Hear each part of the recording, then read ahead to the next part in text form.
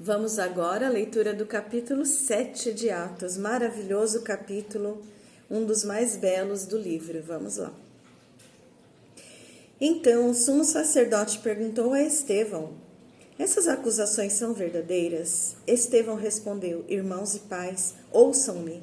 O glorioso Deus apareceu ao nosso antepassado Abraão, estando ele ainda na Mesopotâmia. Antes de que ele se mudasse para Harã, disse: saia da sua terra, do meio dos seus parentes, e vá para a terra que eu lhe mostrarei. Então ele deixou a terra dos caldeus e morou em Harã, até a morte de seu pai. Depois Deus trouxe Abraão para esta terra, onde vocês agora moram. Mas Deus não deu a ele nenhuma herança aqui, nem um pedaço de terra. Entretanto, Deus prometeu que no fim de tudo, ele e depois dele, os seus descendentes possuiriam a terra, embora na época ele ainda não tivesse filhos. Mas Deus falou a ele desta maneira: os seus descendentes vão ser peregrinos em uma terra estrangeira, e ali se tornarão escravos e serão maltratados por 400 anos. Porém eu castigarei a nação que escravizarão vocês, e depois sairão dali, voltarão a esta terra e me adorarão neste lugar. Deus também deu a Abraão, naquele tempo, a cerimônia da circuncisão como sinal de aliança entre Deus e o povo de Abraão. Por isso Isaque, filho de Abraão, foi circuncidado quando estava com 8 dias de idade.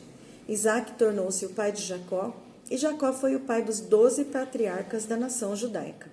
Os patriarcas tiveram muita inveja de José e venderam o irmão como escravo para o Egito.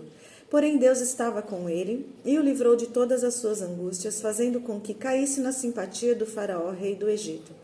Deus também deu a José uma sabedoria excepcional, de modo que foi nomeado pelo faraó governador de todo o Egito e encarregado de todos os assuntos do palácio.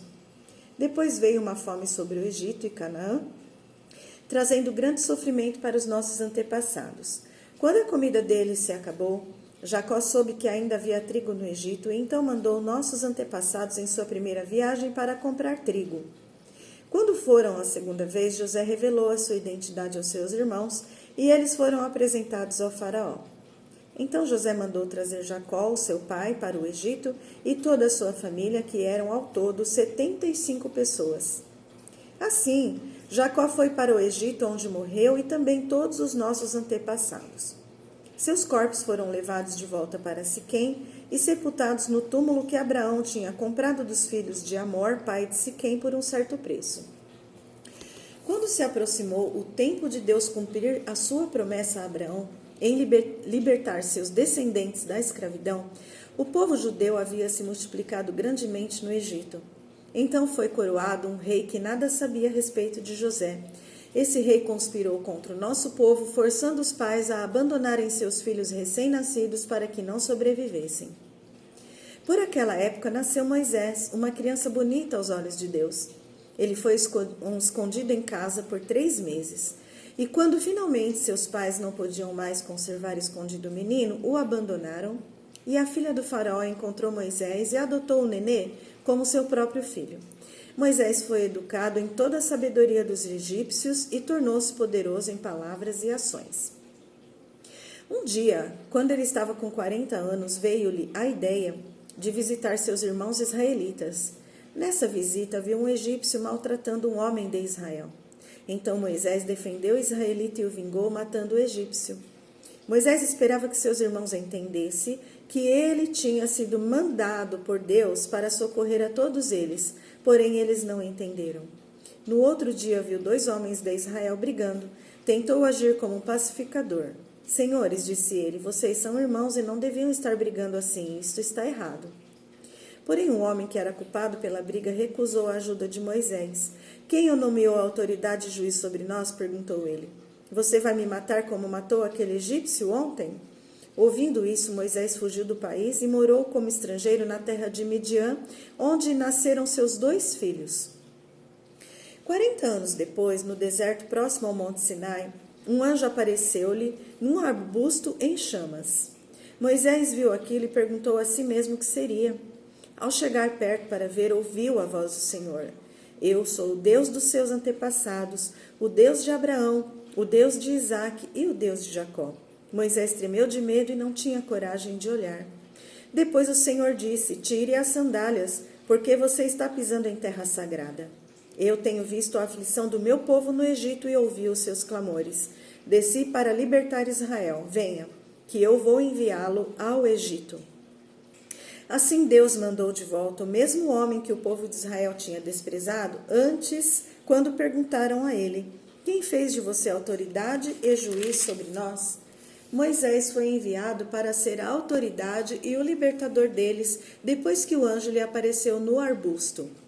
Por meio de muitos sinais e maravilhas, ele os conduziu para fora do Egito através do Mar Vermelho e pelo deserto durante 40 anos. O próprio Moisés disse ao povo de Israel: Deus levantará entre os irmãos de vocês um profeta semelhante a mim. Pois no deserto Moisés foi o mediador entre o povo de Israel e o anjo que deu a eles a lei de Deus, a palavra viva no Monte Sinai para transmiti-las a nós. Mas os nossos antepassados recusaram-se a obedecê-lo, desprezaram Moisés e quiseram voltar ao Egito. Disseram a Arão: faça ídolos para nós, para que tenhamos deuses que nos levem adiante, porque não sabemos o que aconteceu com Moisés, que nos tirou do Egito. Assim eles fizeram um bezerro como ídolo, ofereceram sacrifício a ele e celebraram aquela coisa que tinham feito.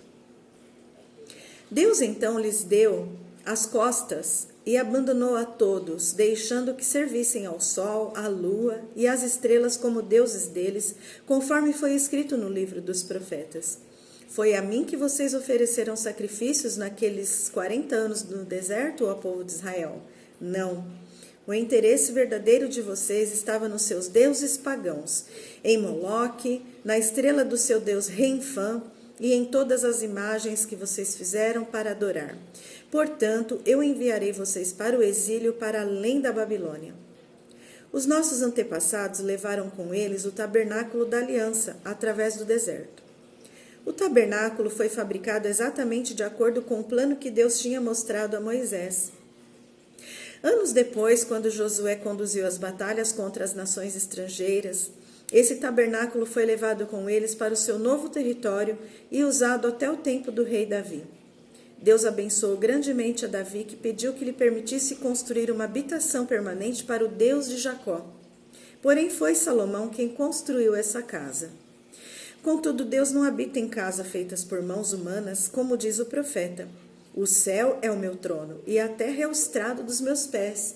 Que espécie de casa vocês poderiam construir, diz o Senhor? Ou onde seria o meu lugar de descanso? Por acaso não fui eu que fiz todas estas coisas? Como vocês são rebeldes e duros de coração, será que resistirão para sempre ao Espírito Santo? Seus antepassados agiram assim e vocês agem da mesma maneira. Digam o nome de um profeta que os antepassados de vocês não perseguiram.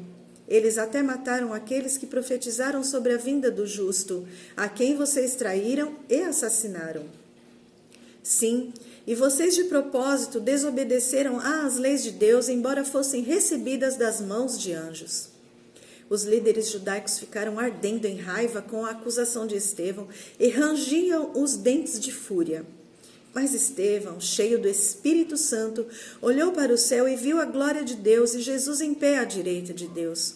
Então disse a eles: olhem, eu estou vendo os céus abertos e o Filho do Homem em pé à direita de Deus. Mas todos se revoltaram contra ele, taparam os ouvidos e, gritando bem alto, avançaram contra Estevão, arrastaram-no para fora da cidade e começaram a apedrejá-lo. As testemunhas tiraram os casacos e os puseram aos pés de um jovem chamado Saulo. Enquanto as pedras eram atiradas sobre Estevão, ele orava: Senhor Jesus, receba meu espírito. Depois caiu de joelhos e gritou: Senhor, não condene essa gente por causa deste pecado, e com isto morreu.